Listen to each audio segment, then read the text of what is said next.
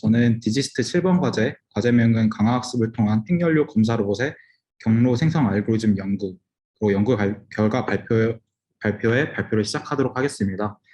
저희 팀원들은 이제 김현성 학생, 유현서 학생, 장우현 학생, 이동영 학생, 이현준 학생이 있었고요. 그리고 저희 연구의 요약은 이와 같습니다. 저희는 핵연료 검사 로봇의 경로 생성 알고리즘을 자동화시키기 위해서 강화학습이라는 AI 개념을 이용하려고 했습니다.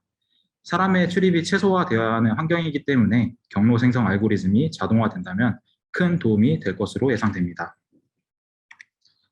저희가 집중 연구 기간 동안 진행한 연구 일정입니다. 학생 여러분들이 다 같이 진행해 주신 결과 어느 정도 연구 일정을 맞춰서 연구를 진행할 수 있었던 것 같습니다. 그리고 제가 강의를 진행하면서 강의 일지를 이런 식으로 진행을 했었는데요. 이 강의 일지는 7월 26일부터 어젯밤 8월 3일까지의 일지를 작성을 할 수 있었습니다. 그리고 이 연구 지도 후기가 있는데 이거는 제가 발표가 다 끝난 뒤에 진행이 된다고 하니까 지금은 이 슬라이드를 넘기도록 하겠습니다. 마찬가지로 학생 여러분들도 어느 정도 긍정적인 후기를 남겨주셔서 정말 감사한데 이것도 학생 여러분들 발표가 끝난 다음에 다시 진행할 수 있도록 하겠습니다. 그래서 저희 이번에 발표 자료의 목차는 다음과 같고요. 그리고 이제 다음부터 학생 여러분들이 발표를 시작하도록 하겠습니다. 서론 부분 같은 경우에는 동현 학생이 작성을 진행하셨는데 동현 학생이 발표를 진행하시면 될 것 같습니다. 감사합니다.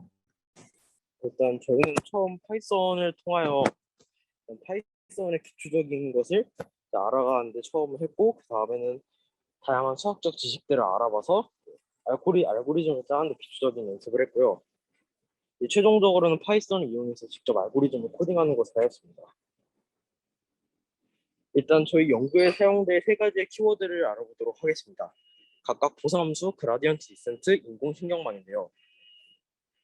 처음 보상함수는 에이전트가 한 행동에 대응한 값으로 강화학습에서 최대 치수를 비교할 때 사용됩니다.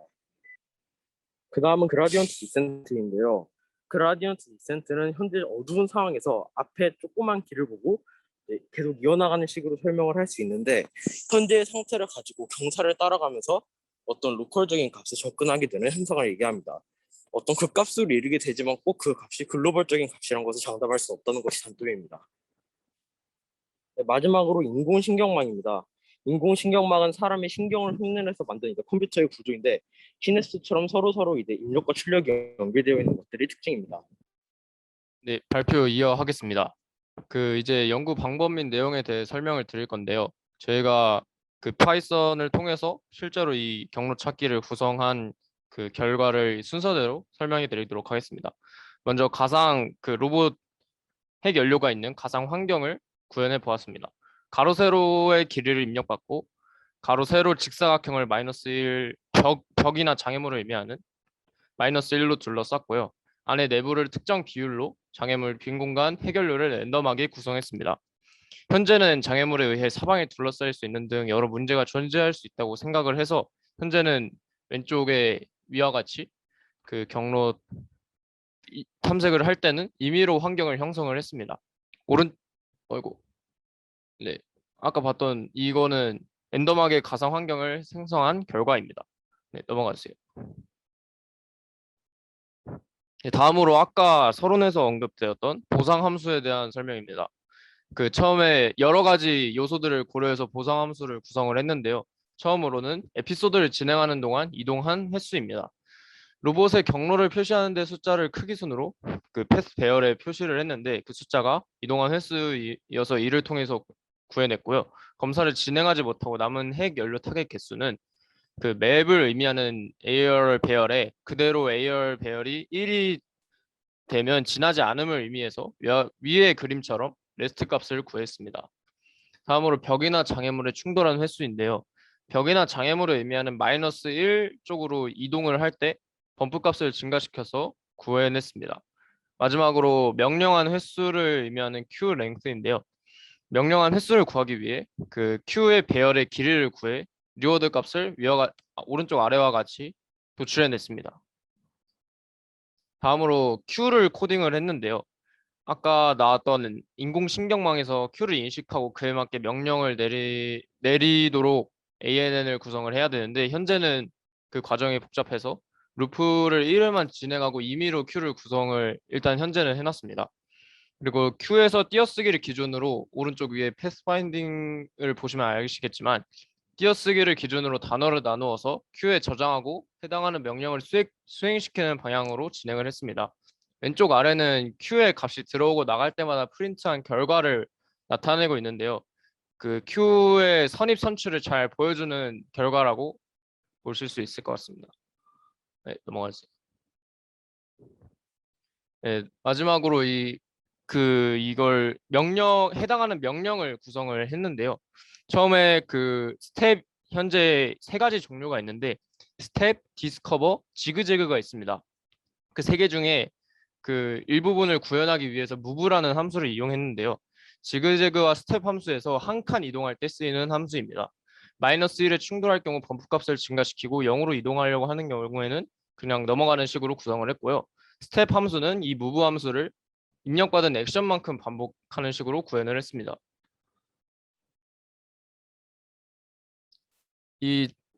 조금 중요한 지그재그인데요. D1 방향으로 -1에 도달하거나 0이 -2개 이상 존재할 때까지 이동을 하게 됩니다. 그래서 D1 방향으로 그렇게 쭉 벽이나 빈 공간이 존재할 때까지 이동을 하다가 아랫 방향이나 뭐 D2 방향으로 목표 방향인 D1, D2 방향을 우선시하면서 이동을 하게 됩니다. 대각선도 이 D2 방향으로 이동할 때는 이동할 수 있고요. D2 방향으로 이동을 했으면 D1 방향으로 반대로 전환하여 위 과정을 반복하게 됩니다. 이 과정에서 그 대각선 방향으로도 그 이동하지 못할 경우에는 지그재그를 중단하는 식으로 지그재그를 구성을 했습니다. 넘어가세요. 네, 마지막으로 디스커버입니다. D 방향으로 그 디렉션 방향으로 1이 존재하면 실행을 중단하고요. 0이 여러 개 존재하고 그 끝에 -1이 존재하면 충돌한 것을 여겨서 범프 값을 증가시켰고요. D 방향으로 0이 여러 개 존재하고 그 끝에 해결료가 존재하면 그 좌표로 이동할 수 있도록 했습니다. 그러니까 즉 빈 공간이 여러 개 있을 때 그걸 뛰어넘을 수 있도록 하는 함수를 디스커버 함수라고 이해하시면 될 것 같습니다.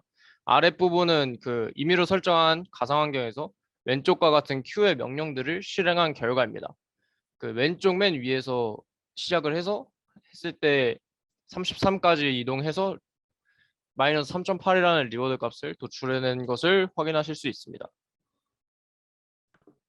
네, 잘 들리시나요? 네, 잘 네, 들려요. 인천광학예술영재학교 연서고요.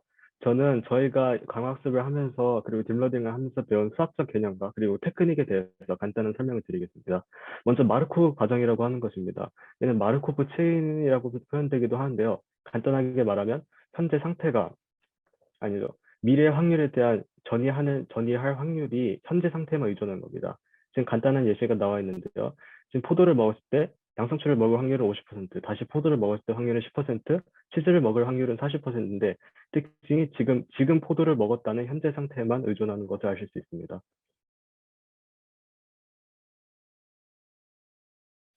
그리고 이제 아담 옵티마이제이션이라는 것이 있습니다. 옵티마이제이션, 최적화는 지금 있는 함수에서 최적해, 저희 같은 경우는 최단 경로겠죠. 그걸 하기 위해서 점점 해를 찾아가는 과정을 옵티마이제이션이라고 하는데요.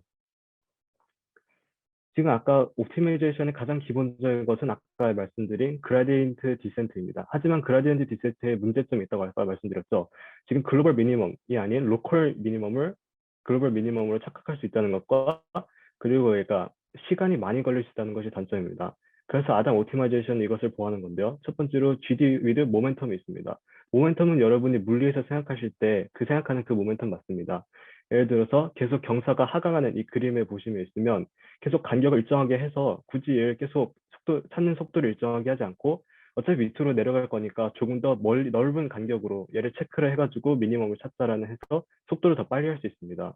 그리고 속도를 더 빨리 한다면 모멘텀 덕분에 얘를 넘어가는 일이 생기므로 글로벌 미니멈을 더 정확하게 찾을 수 있겠죠.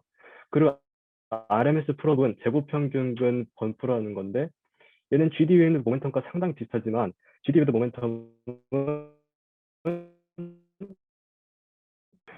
어쨌든 학습을 할 때 이 커넥션 있는 가중치가 되게 되는데요. 인풋을 해서 이 가중치에 대해서 일종의 연산을 해서 아웃풋을 합니다. 이제 아웃풋이 된 것이 일정한 값을 수렴하도록 계속 학습을 해나가는 것이라 할 수 있습니다. 직관적인 설명이었네요. 그리고 저희는 텐서플로우에서 제공하는 학습을 통해 가지고 직접 딥러닝이 그리고 강화학습이 코드를 어떻게 구현되는지를 알아봤습니다. 그러니까 직접 레이어 만들기나 아니면 보상함수가 어떻게 구현되는지, 파이썬에서 어떻게 구현되는지 알 수 있어서 개인적으로 굉장히 재밌었는데요. 그래서 문제점이 있습니다. 오버피팅이라고 하는 것입니다. 이 왼쪽 그래프를 잠깐 봐주세요. 블루는 트레이닝 아큐레시입니다. 즉 얘가 준 데이터 세트에 대해서 AI가 얼마나 잘 맞추는지 하는 겁니다. 하지만 이것은 학습을 한 데이터 세트에 관한 경우고요. 무슨 꽃인지 맞추게 하는 겁니다. 5개 중에서. 어쨌든 하지만 밸리데이션 아큐레시, 즉 학습한 데이터 세트가 아닌 다른 사진을 줬을 때 네, 현수 학생이 들어오기 전까지 제가 발표하도록 하겠습니다. 그래서 학생들에게 저희가 원래 연구 목표에 따르면 강화학습을 진행하려면 인공신경망을 통해서 저희의 그 검사 큐를 생성을 했어야 되는데 그 학생들이 텐서플로우나 이런 여타 다른 인공지능 워크플로우 프레임워크를 사용해 본 적이 없어서 이제 이 부분은 저희가 그 가장 유명한 예제를 따라하면서 학생들이 이해를 하는 게 더 중요하다 생각해서 예제를 한번 진행해 봤습니다. 다음 슬라이드로 넘어가게 되시면은 네, 그래서 이건 이제 저희가 그 경로 생성을 해야 되는 거기 때문에 저희 경로 생성은 하나의 큐라고 가정을 하고 그 경로 원소들을 이 큐에다가 엔큐 시키는 방식으로 경로를 생성하려고 했습니다. 그래서 학생이 발표를 하면서 여기서 발표하고자 했던 내용은 결국 인공신경망의 출력 부분이 결국 큐가 될 것이라고 이렇게 발표를 진행하려고 했던 것 같습니다. 그래서 이 부분 넘어가도록 하고요. 네, 결과 및 고찰 부분은 다른 학생이 발표 순서인데요. 발표 진행해 주시면 감사하겠습니다. 네, 전북과학고에 재학 중인 김현성입니다. 결과 및 고찰에 대해서 이어서 발표하도록 하겠습니다. 일단 오른쪽에 보이시는 배열은 저희가 랜덤으로 만든 핵연료 저장소의 지도입니다. 그래서 배열을 잘 보시면 마이너스 1, 1, 0이 반복되고 있는데 여기서 마이너스 1은 장애물을, 1은 핵연료봉을, 0은 아무것도 없는 빈 공간을 뜻하게 됩니다. 그래서 여기서 0,6, 즉 제일 왼쪽 위부터 시작해서 이제 검사를 진행해 나가다 보면은 이제 아래와 같은 큐 리스트가 만들어지고 이를 활용해서 실전에 로봇이 투입이 된다면 저 큐를 이제 다시 꺼내면서 행동하는 식으로 학습이 될 것입니다. 그 다음으로는 저희가 만든 알고리즘의 좀 보완점들에 대해서 얘기해 드리도록 하겠습니다. 현재의 알고리즘은 보상 함수가 있긴 하지만 인공지능이 적용되기 전 상태입니다. 즉 아직 다이나믹 프로그래밍만 사용을 한 상태입니다. 그렇기 때문에 마지막 최종적으로 이 알고리즘이 실전에 적용이 되기 위해서는 인공신경망 또는 딥 RL을 활용을 해서 이 알고리즘을 완벽한 상태로 만들어야 할 것입니다.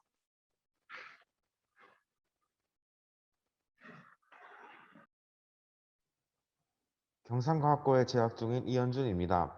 마지막으로 본 연구의 결론에 대해 발표하도록 하겠습니다. 저희는 연구에서 가상의 핵연료 보관소의 구조를 무작위적으로 구현하였습니다.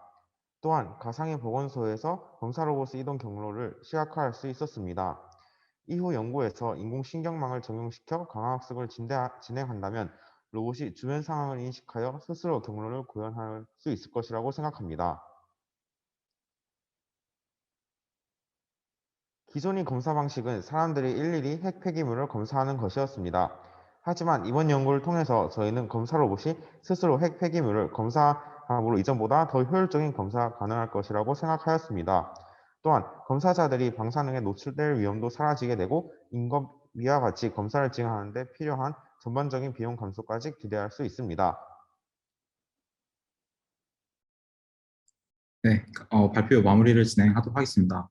우리가 연구를 진행하면서 참고했던 참고 문헌은 다음과 같고, 그리고 아까 말씀드린 대로 슬라이드를 옮겨서 그 연구 후기를 말씀드리도록 하겠습니다. 감사합니다. 그러면 네, 좋은 발표해주신 디지스트 7번 연구팀 조교님과 학생들에게 감사드립니다. 2주간 정말 많은 것들을 공부하고 고민하면서 하신 연구인 것을 알 수 있었는데요. 혹시 관련된 내용에 대해서 질문 있으신 분 있으실까요?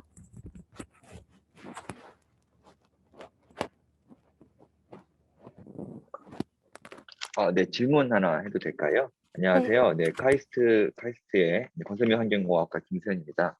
혹시 그 조교님 혹은 학생 교수님 더 괜찮으신데 혹시 이런 이제 딥러닝 과정을 아무래도 이제 픽업을 하면서 가는 데 있어서 학생들의 좀 사전 지식의 차이, 그 다음에 네. 가는데 좀 습득에 따라서 좀 어려움이 많으셨을 것 같은데 그거를 아. 조금 극복하는 노하우나 아니면 학생들의 경험이 좀 궁금합니다.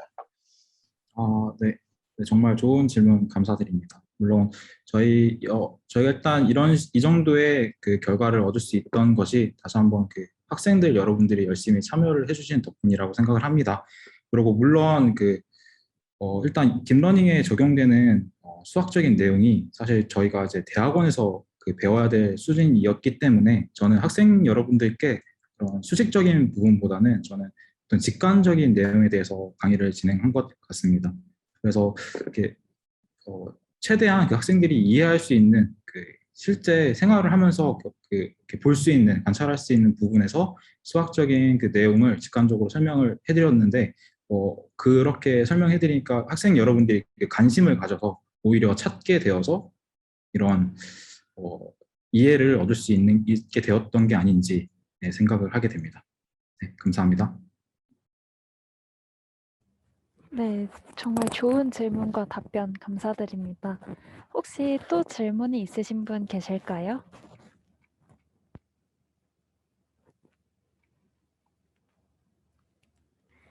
네, 없으시면 어쨌든 이렇게 온라인 환경에서 과제를 진행하는 게 쉽지 않았을 텐데 학생과 조교 선생님 모두 그 고생이 정말 많으셨을 것 같습니다.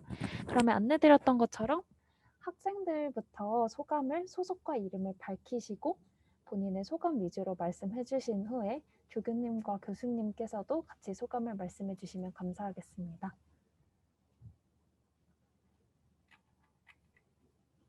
현수 학생이 있으면은 이 슬라이드 순서대로 발표를 진행하면 좋을 것 같습니다. 네. 인천광역예술영재학교 유현서입니다. 네. 진짜 써있는 대로 인생 최고 선택 중 하나라고 생각해요. 왜냐하면 되게 막연하게 한 사학적인 개념을 제가 직접 학원을 부딪히고 뭐 하나의 문제 하나에 대해서 몇 시간씩 고민해 보기도 하고 그런 경험이 굉장히 하루하루가 정말 즐거웠던 경험이었습니다. 그리고 조교 선생님께서도 매일 준비를 많이 해주시고 최대한 쉽게 설명해 주시고 그런 모습이 굉장히 감명 깊었습니다. 조교 선생님도 감사드립니다.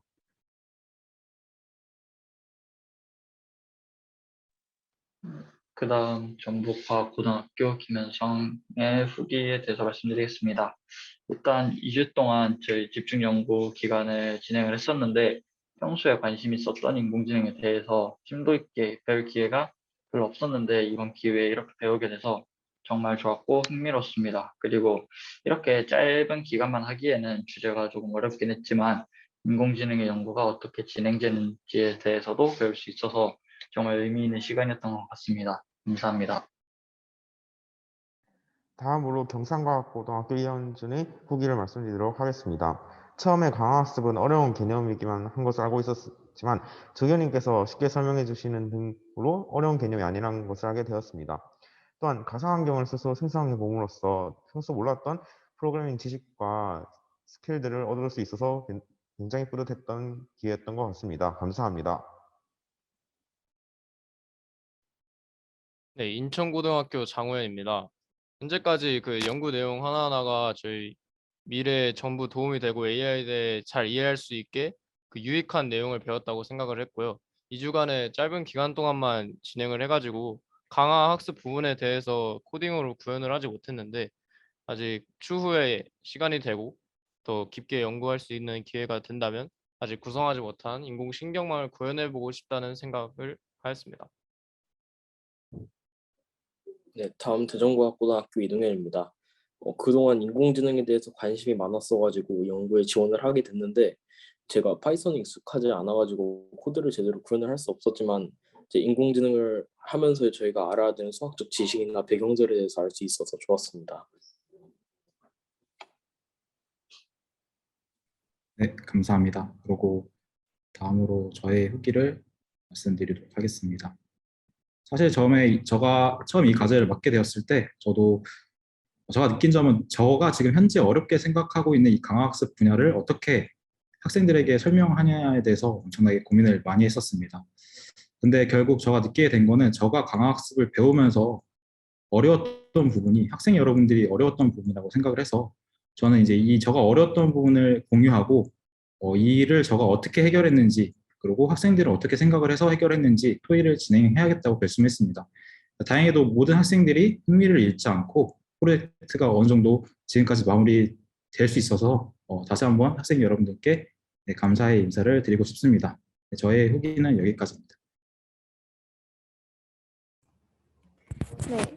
지금 교수님께서도 참여해 주신 것 같은데 혹시 교수님께서도 후기 있으실까요? 네.